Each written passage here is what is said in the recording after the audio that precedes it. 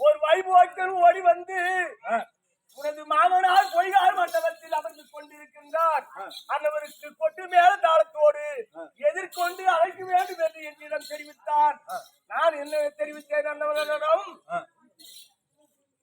கைலாயம் நாடு தேடி வந்தவர்.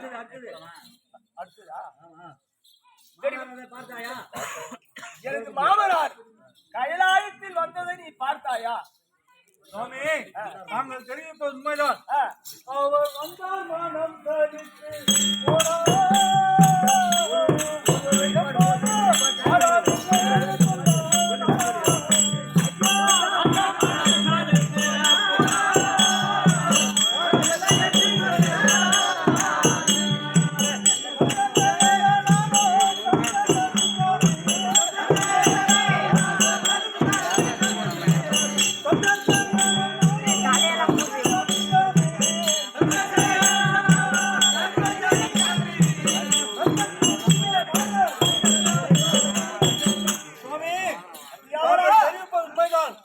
தங்கள் மாமனாராகிய